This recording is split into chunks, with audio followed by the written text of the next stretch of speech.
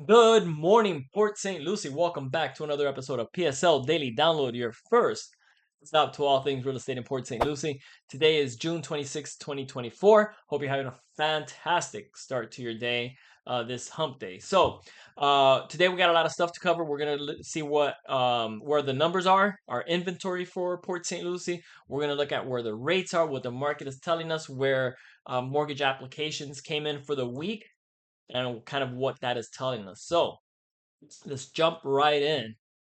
Inventory, June 26 here. All right, so inventory has increased 1.88 since the beginning of the month. Now, here's one thing I don't cover a lot of.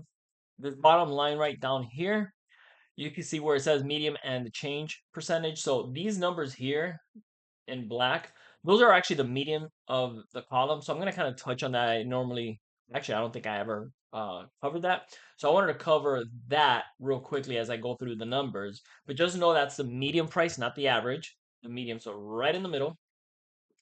And then tell us, kind of see what that's actually telling us and why I do this. So you're going to see the long view on this. But so today we're at 2388 as far as the inventory goes, which is actually a decrease from yesterday. Yesterday we did finally break that 2400 milestone, or re-break it. Re-break it, is that a word? I don't know. Last month we broke it. Then we dipped under it. We hit it again yesterday, kind of dipped back under it. I think over the next few months we will pass that and maybe hit 2500 here over the next 30 days, 40 60 days, something like that. So as the summer kind of drags out, inventory should pick up. And again, that is normal. All right. But we'll see where that takes us. All right, so 2388, which is a decrease day over day of 0.62%. We are up 1.88% month to date.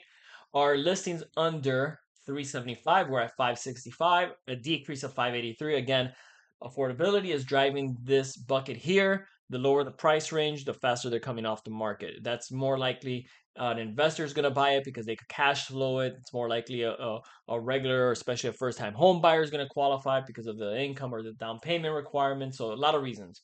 Uh, Properties over 375 are at 1811, an increase of 3.96. That's where your bucket is actually growing, kind of affecting that first bucket up 1.88 that I talked about. So you can see where we're increasing that inventory. As for the numbers of properties that have a reduced price, has actually come down. So this was actually increasing over the last few months. This month is specifically, it has come down. We're down 2.69 from the beginning. We're at 615. We start at 632. So just keep in mind, although it's only 15, what that's telling us is that more than 15 are coming off because there's a lot of inventory coming on board. And the ones that have been sitting are kind of getting pushed to this bucket because of reduced prices. Sellers don't want to sit on these properties, so they, may give an incentive to the buyers, obviously starting by lowering the price. So these are, again, going back to the affordability, these are homes that are more likely to sell. Thus, why we're seeing a decrease in inventory in that bucket. All right, and the last bucket is rental properties listed, or properties listed for rental.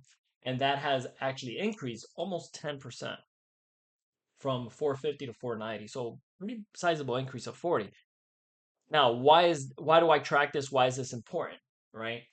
The importance of this is that some of these sellers are so I'm going to separate the conversation into number one, some of the sellers that are not able to sell for the price that they want or need to sell are kind of pushing the properties to as an investment. That's number one. Um, they can't take a loss, or they have a number that they need to make for whatever reason, and instead of taking a loss or settling for a lower price, maybe they're putting it on the sidelines, getting it rented out. Maybe they're doing Airbnbs at the same time. Sometimes I've seen where these properties in here coordinate with properties listed on Airbnb or other short-term platforms, short-term rental platforms. Sorry. Um, but that number is increasing, so more and more homes are falling into that bucket. All right. Now keep in mind, again, it's a 40 bucket, but some houses are being rented, so the inventory going in there is definitely higher than that. All right. Now, I touched on this at the beginning. Why these medians? The reason why I'm doing these medians is for future videos. Honestly, I kind of want to smoothen the line when I see an average. And look, there's a lot of real estate reports out there, but and they may be more accurate, whatever, and probably takes a lot more or less into account to make it, more accurate for whatever reason. But um, these are properties that I know are listed. This is one platform. I don't do, yearly adjustments like other reports, like, well, it increased 20%, but, adjustment, seasonal adjustments, it's only 10% or some nonsense that, I'm looking at the flat number. Where's inventory going? Up or down? Are properties more likely to sell when they're on the lower price range or on the higher price range, right? How does the houses that are going into the bucket of rentals, how does that look? Is that increasing? Are more people putting the properties for rent, or are they just coming off the market? So those are things that I'm tracking, and this is a very unadjusted raw number. Again, is it accurate 100%? Absolutely not. Realtor.com is not accurate 100%, which is where I get it from, the source of this. So anyway, I'll get off my soapbox. But why I track this is because it gives me a median. Now, next month and the following month and the month after that, I'm going to start actually tracking the medians of these buckets. And what that's going to kind of do is smoothen the line a little bit versus this month was high, this month was low. It's going to show us a better trend over time. So that's why I chose to do that after a few months. If I don't like what it looks like, or it's giving me kind of inaccurate readings, I'll go ahead and adjust that for everyone. But anyway, let's move on. All right, so mortgage rates, where are we at? As of the last closing day, which was yesterday, Mortgage News Daily's daily rate survey website had the 30-year fixed rate at 7.01, a decrease of 0.01%. They had the FHA at 6.49, an increase of 0.01%. And they've been kind of going, if I'm tracking this correctly, I guess just uh, mentally, um, I've seen these go opposite. I don't know the reason why, but when I see one go up, one goes down. Normally they go up together or go down together. So I'm not sure what that's telling me, but maybe we'll see it in the future. All right, let's go to. Oh, and by the way, the rates came out this morning. I'm already getting updated rates, and it looks like the rates have increased to the worst, right? Um, by about 9 basis points or so. So just know that, and let's see if this has anything to do with it. First of all, the market overall, a lot of red and green, so just a mixed market. Let me go up a little bit right there. The Dow is down, Nasdaq up, S&P down. They actually broke the 3 day. They've been losing for the last 3 days as far as going down. They finally broke that yesterday, which was nice to see. U.S. 10-year Treasury yields today at this moment are 4.31, always changing, and that's an increase of 0.072 or 1.699%, which kind of is, if this is accurate, kind of tells us why the rates are a little bit worth pricing this morning. Now, again, if this trend continues, we may see a pricing um, to the worst, right? Maybe we have a reverse and we have a little bit better by the end of the day. So we'll keep an eye on that. Nothing really else kind of stands out on this mixed market. Um, the the number of applications, mortgage applications taken, the weekly report that comes out every Wednesday showed an increase of 0.8% increase of mortgage applications.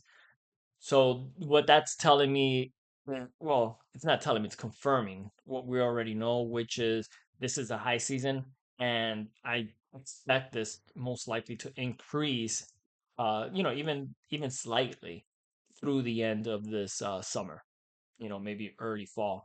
After that, we might see a dip. I always kind of joke around my Septembers are hopefully forgettable. Sometimes I like to forget my Septembers because it goes from very busy to cricket sometimes, and it depends on the year. Some years have been a little bit different, but that's kind of the trend.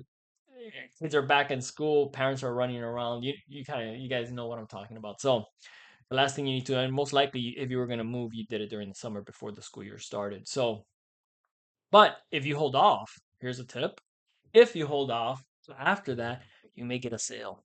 You may get you might save some money. So just putting it out there. Anyway, other than that, I don't have any other information to go over. I hope you guys have a fantastic Wednesday. If you got any value from this video, please don't forget to click that like right over there, that subscribe right over here, and that little bell icon right. Yep, that's it.